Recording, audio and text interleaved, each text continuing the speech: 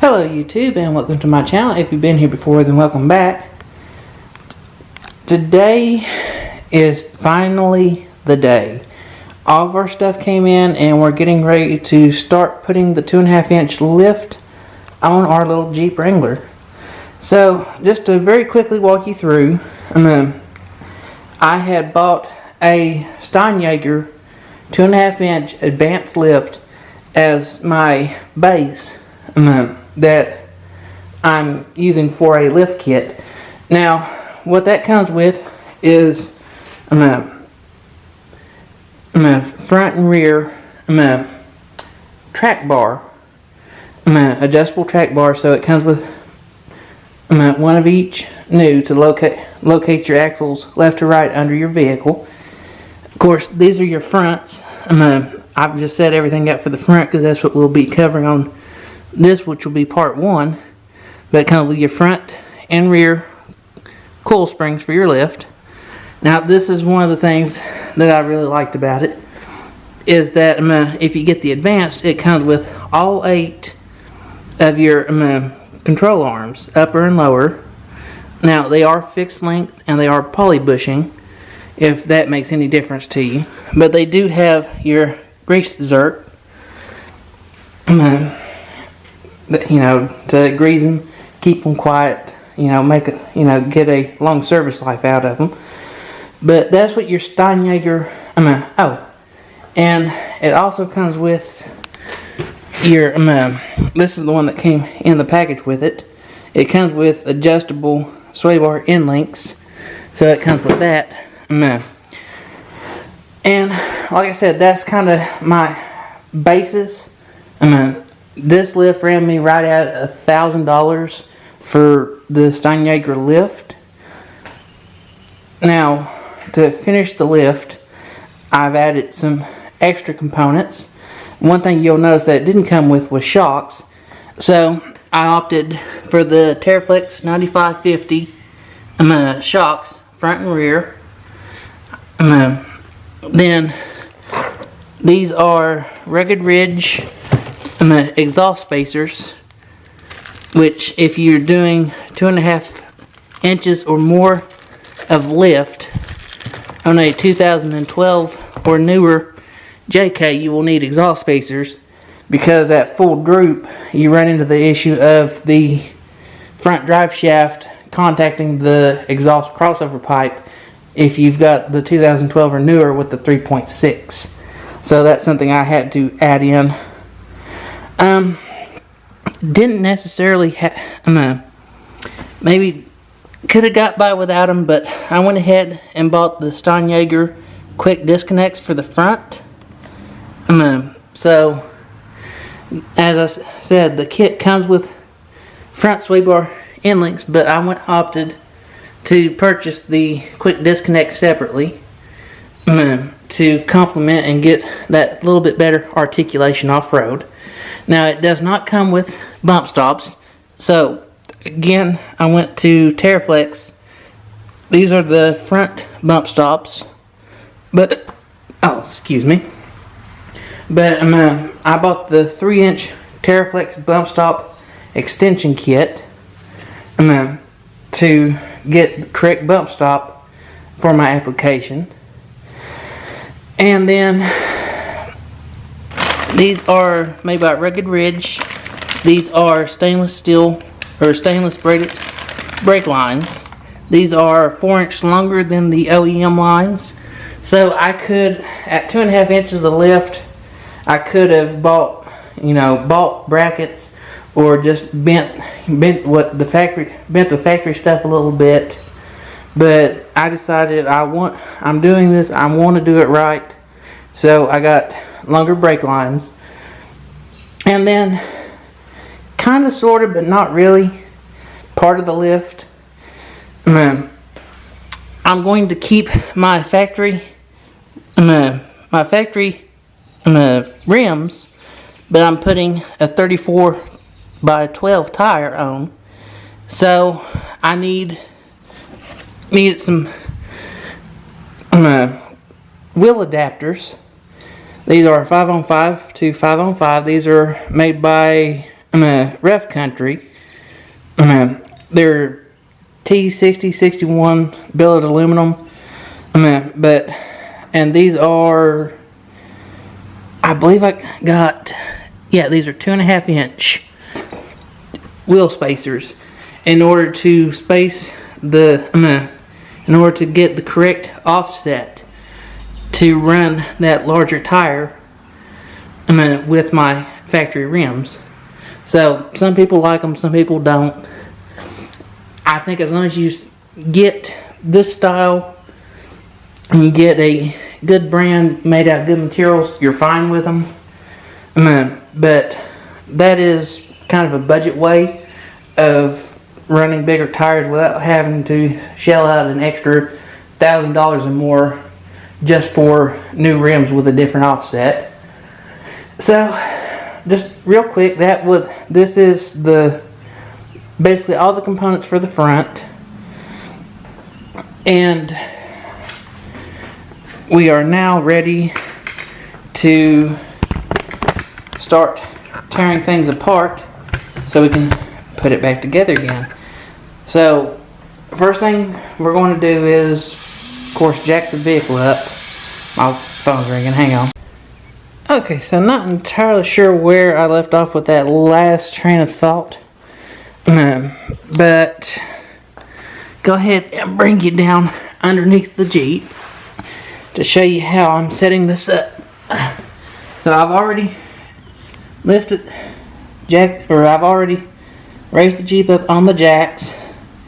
I've got jack stands under the frame, and what I've done is, because I have 2 floor jacks at my disposal, tried to show you.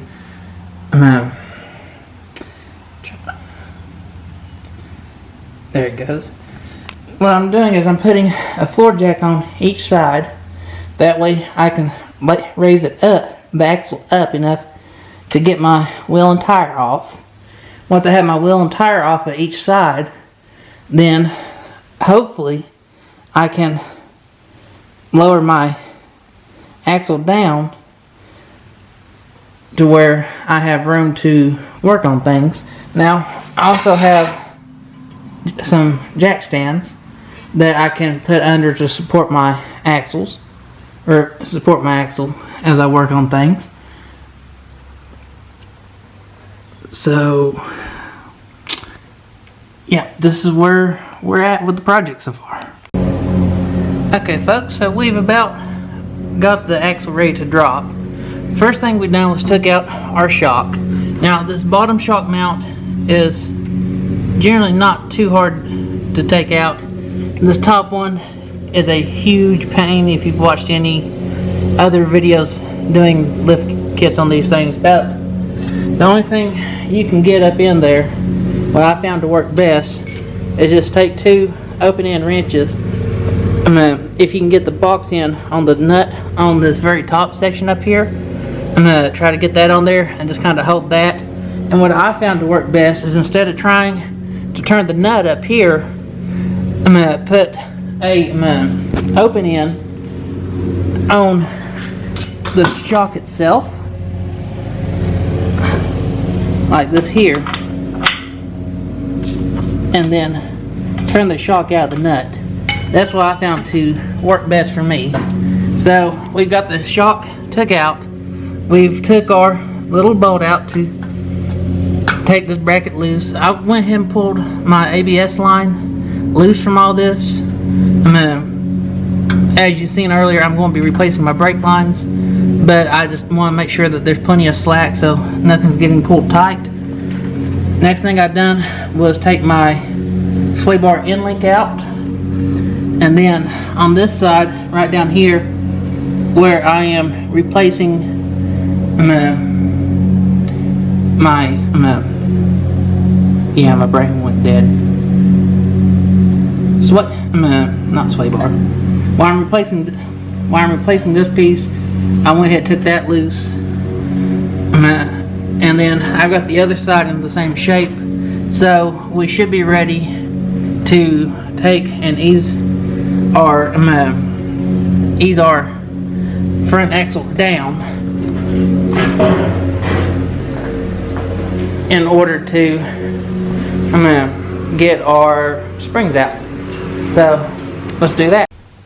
Okay folks, so we have the front axle drooped out. I've got it sitting on my jack stand on their lowest settings, so everything's completely supported on that. But as you can see, the springs are still firmly in place, so I didn't get the frame and body high enough. But I've got a little 6-ton bottle jack that'll fix that when I get ready to swap the springs out. I'll just jack up one side at a time on the frame till I get enough to get the spring out. But with everything dropped down, that gives me room to work on the rest of the stuff that needs switched out. So I've got the passenger front lower control arm out, and it's just real simple. Unbolt the old stuff, bolt the new stuff in. You want to run it up snug, but do not torque anything at this point, because if you torque your bolts down to spec with everything without it sitting on its own weight, when the suspension comes back up and you get everything put together and it's sitting at right height, as the suspension comes up and down, you can possibly damage the bushings if you torque everything while it's drooped all the ways down. And then, so just snug everything up, assemble everything, and then torque everything once everything is put back together and at right height. Just a little side note. I had, you kind of have to have an idea where things go with these control arms. They're not labeled, but they're clearly all different. So as you take out one of them, just go ahead, make sure you match up. The long curved ones go in the front, short curve goes in the back. So we're going to continue on and get the control arms for the front changed out, and then we will get our track bar switched out. And the track bar, because the one we're putting in is adjustable, we'll show you how to set that initially, and then you can adjust it once you get it to right height. So we're going to continue on. Okay folks, so I've been doing a lot of work off camera trying to cut this down to the important stuff and take out kind of the tedious stuff. I went ahead and replaced all 4 of my control arms, the lowers and the uppers, here on the front. And it's fairly simple. It's unbolt. Yeah, it's got a little too dark without the light. Been doing that a whole lot today, but it's fairly simple. It's, I'm gonna unbolt the stock ones, bolt the new ones in. The new ones, your eyelets for your bolts to go through, I've had to finagle a lot. I'm gonna finagle them a little bit. Generally, you'll get one side because it's, where you first put it in. The first side you put in will go real easy, and then the second one will be misaligned. Something I've been using is I just took a punch that's a little bit smaller than my bolt. That way I could take, and even the end of this is tapered and then bigger towards the body. And so I've been using this here to kind of put it in, kind of prise a little bit on the crush sleeve to try to get things positioned, to get things started. But this is a real good trick, is take something a little smaller, like take something like a punch or a screwdriver, and you can take and kind of insert it into the hole to try to line your bolt holes up. So that's a trick I've been using. Now, the last control arm, it was the upper. It's the driver's side, the one that bolts to the top of the pumpkin. I ended up having to take a ratchet strap, wrap around the top, wrap the strap around the top up here, and then ratchet that to rotate the differential, the top of the differential back towards the back of the Jeep in order to get that to line up. But that's the only one that this here hasn't worked on. So we've got all 4 front control arms in. We've not torqued anything down, but we've got the bolts through. We've got the nuts started on it to where it's going to hold everything in place. I've already done the passenger side, so hopefully I've worked out the bugs, so it'll be a little quicker and easier to show it on camera here. Trying to find a good position for my work light.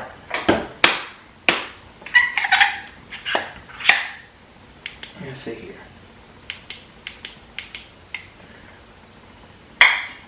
Okay. So what I've got set up is I have my axle on the lowest setting on the jack stands. I have a jack stand under the frame on each side. And what I've been doing and what I've found is I've kind of I've used a little bit of cribbing, a 2x4 and a 4x4 block to kind of raise my bottle jack up. I've extended out the screw top on the bottle jack, and basically just what I've done is I've got it sitting here in such a way that I'm able to take and raise the Jeep up, which I'm not terribly concerned. I've got jack stands for safety. It's a 6-ton bottle jack, and I made sure that, probably not the safest thing, but it's something we've always done working on vehicles. When you need extra height on a 4x4, but I've made sure to make this as safe as possible while working under it. So we have it jacked up, and we've created enough space now that we can lift our oak coil, rotate it around, and take it out. Which, honestly, I like this method quite a bit because it is so much safer than trying to work with spring compressors. So now we need to remove our bump stop, or factory bump stop. So, and we're just taking a screwdriver, work it up between the tube and the bump stop, and just kind of wiggle and prise on it.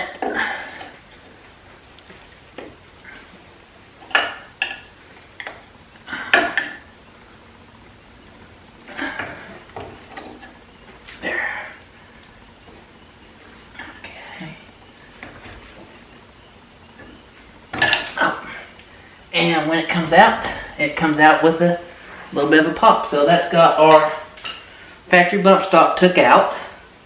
So now what I want to do is went ahead and grabbed my lift coil.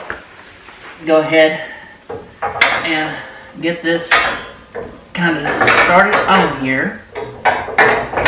And I can see right here I'm going to have to go higher. So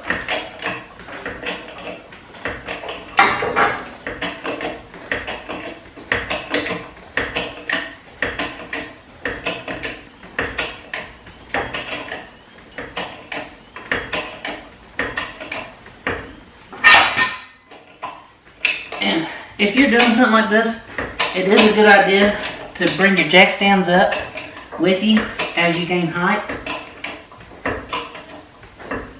And basically that'll just give you a little bit more safety in that if the jack does fail, it's not going to go far before that stand catches.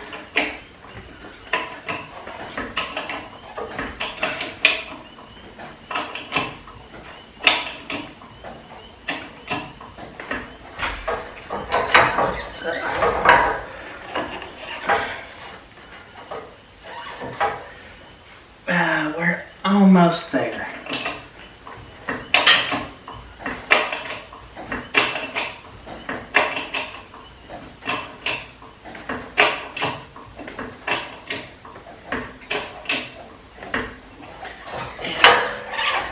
You know what, folks? We may have... I see. Okay. So we have reached the limit of travel in our... on the driver's side here, it looks like our drive shaft is hit and is bringing the axle up on this side. So I think what I need to do is put a jack onto the other side, and raise up. So let me go do that right quick.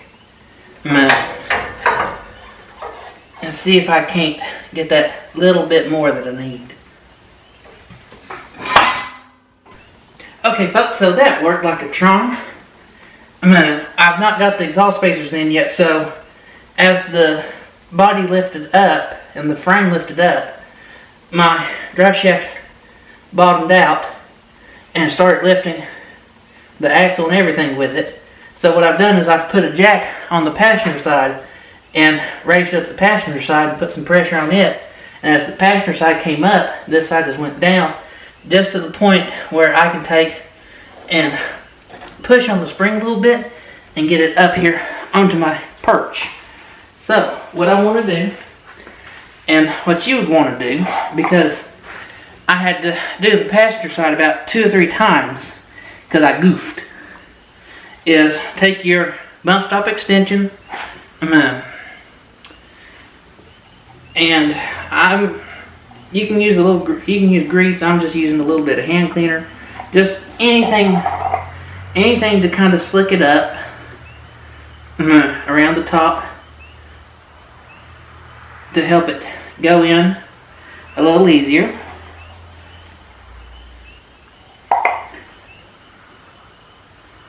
So what I'm going to do is take that and then insert it into my coil spring, and then I'm going to do the same thing with my factory bump stop and put a little bit of lubrication around the top of it so it will slide into your bump stop extension.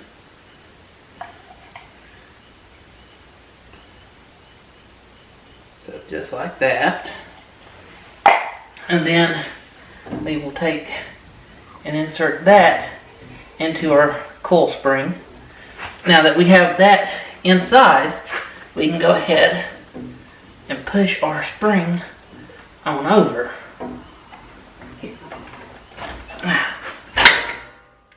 There we go. Now, the reason you have to do it this way is because once you get the spring on, you can't get the top of the spring over the Teraflex extension, and you can't get the extension through the spring to put it on. So you have to do it in this manner. So then, now that we have our spring on here, I'm going to rotate it until I seat it in its little perch. You'll have a little spot down here at the bottom where your spring will seat.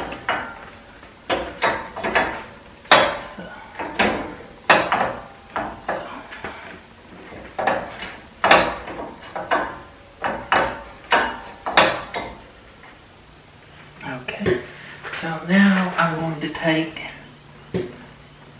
and let the pressure off of my jack on the other side, because we now have the spring in and we can begin letting it down some and setting it back on the stands.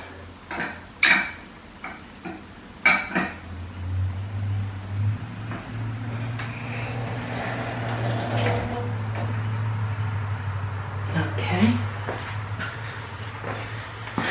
And now I can let off the pressure or I can let off my bottle jack.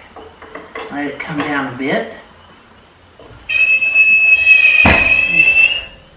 Okay, so we're now back on our stand. So what I want to do now is, with the still up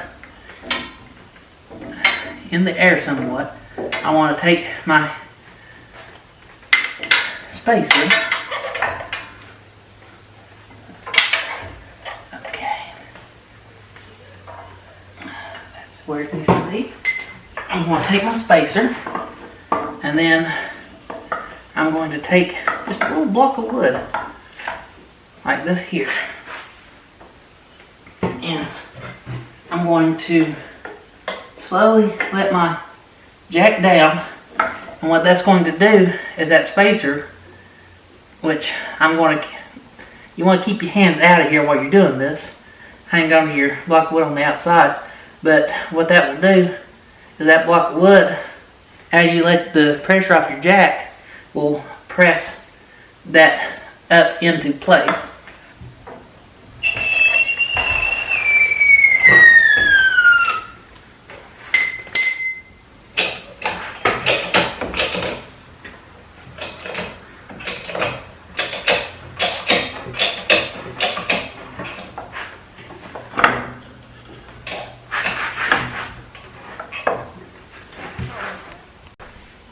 Okay folks, so I finally got it to work. It just took, this one took me a try or two. But we got it pressed in, so now we can raise it back up and take the tension back off.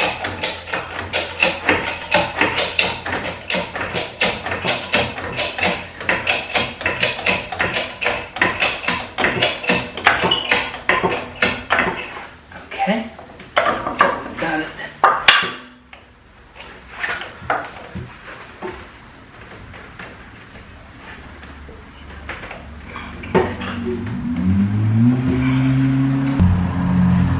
Okay, so you'll notice that the lifting tires are put on it. I ended up getting into a bit of a time crunch and ended up having to let the video side of things go in order to get the lifting tires put on it in the time I had allotted. So what I'm going to do is you basically saw me put most of the front together, but I'm just going to walk you through what I've done to finish out the lift. So here in the front, the last thing I think I shot when I was actually working on it was getting the coil spring and the bump stop extensions put back in. Well, we've went with the Teraflex 9550 shocks. We've got them put in, and up here at the top, that is a royal pain to try to work with. Also, to kind of finish the kit out, I went with the Rugged Ridge stainless steel braided brake hose. This is 4 inches longer than your OEM stuff. The only thing is, when you do this, you will need either somebody to help you bleed the brakes, or one of them bleeder pumps to do it from the back side. On the front here, these would be the Steinjager quick disconnects. They're adjustable for 2.5 to I think 5 or 5.5 inch lift. And the way these work is just right down here. This is spring loaded, so when you get ready to go off-road, you pull this up, and then this sits on a ball. This is the ball and socket joint, so you would pull this up, and then this would just come off, and then you can rotate it up to here. Now, let me go grab my level and I'll show you how you would set these. Okay, so a little disclaimer, I'm sitting out here in the driveway and it's not level, but basically what you would do is you would put your level, ideally you'd be doing this in a garage where you have nice level concrete. So then what you do is you would put your level on your arm for your track bar, and you would attach your end link, and then you would just adjust this till your track bar showed level, or I think it's like plus 10 degrees maybe if you wanted to get fancy and do an angle finder. I'm not real sure, don't quote me on that, but I basically just adjusted till my track bar showed level, and I've done that for the front and rear both. Now up front here for my adjustable track bar, which you can't really see right now, maybe show you on the back would be better. Back's a little more open than up front with all the steering stuff. So bring you right back here. So yeah, right here with the adjustable track bar, basically what I've done is for a quick and easy set point, just a more or less a point of reference, I took my OEM fixed length track bar out, and then I adjusted my new adjustable track bar to my eye to eye length matched up, and then reinstalled the new track bar. Now you can take and do an alignment yourself at home. I had a shop do it when I had the wheels and tires put on. So a good alignment shop will get that dialed in to get your axle centered under the Jeep, as well as making sure your toe is good on the front, all that.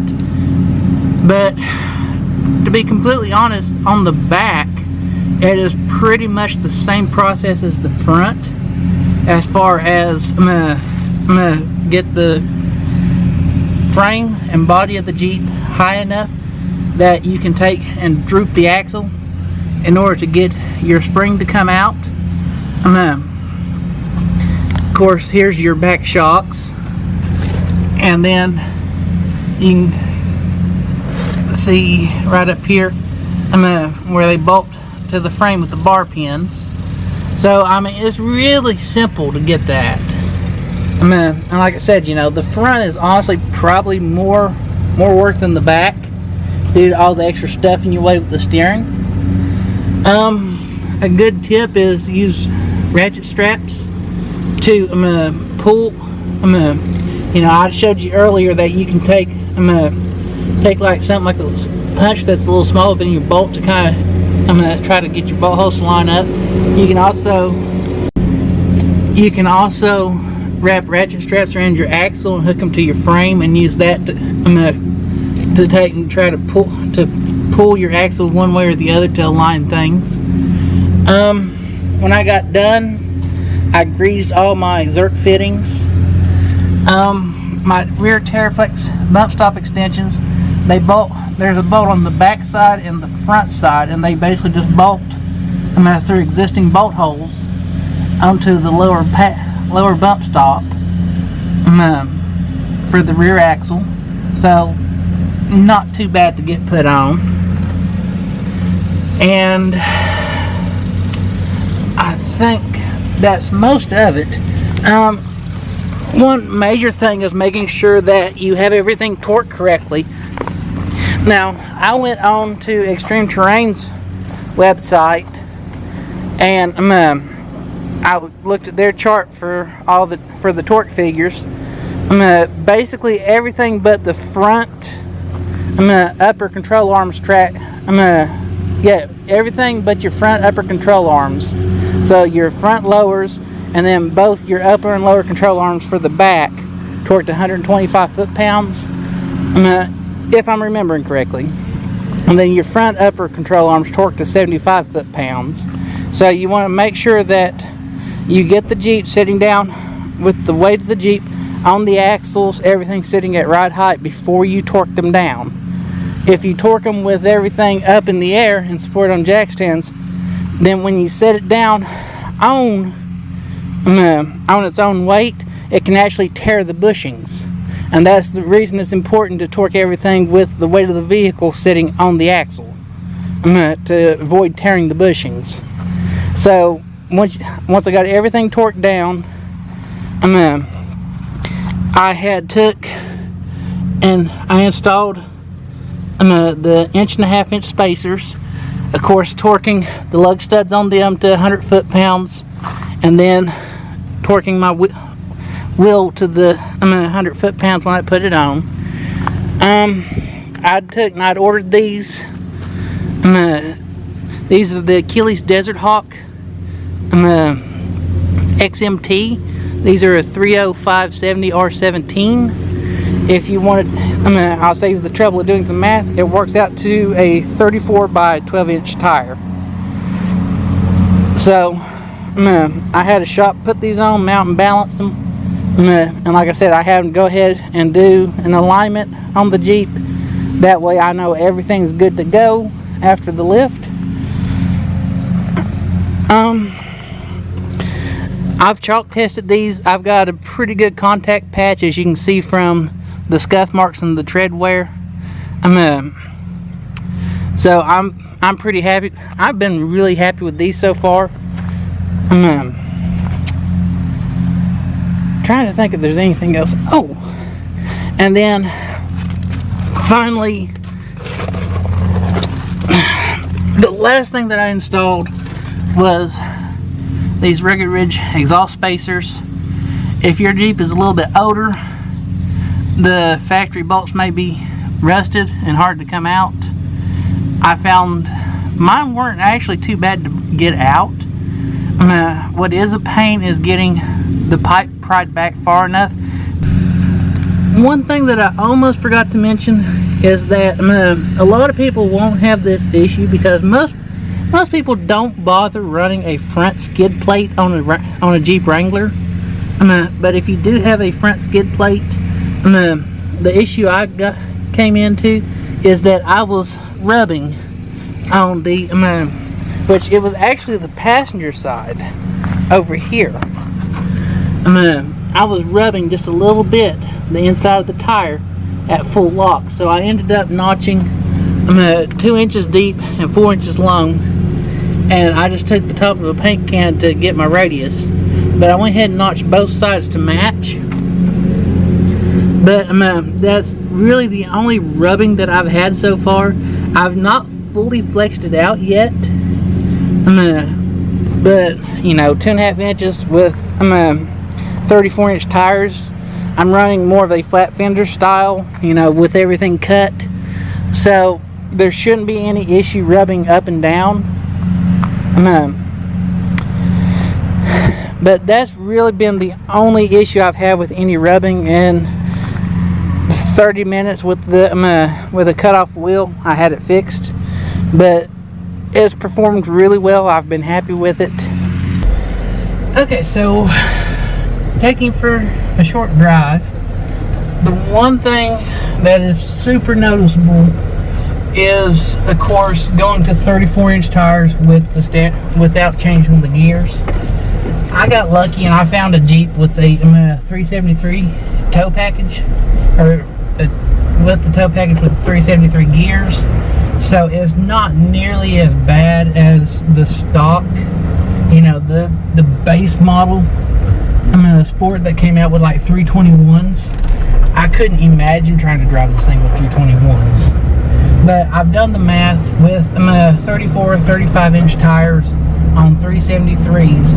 It gives you the same effective gear ratio as if you had the stock size 32s with the 340. It comes out just north of 342. Which your JL, your gear ratio for your JL Wranglers is like a 342. So it'd be like driving one of those things stock.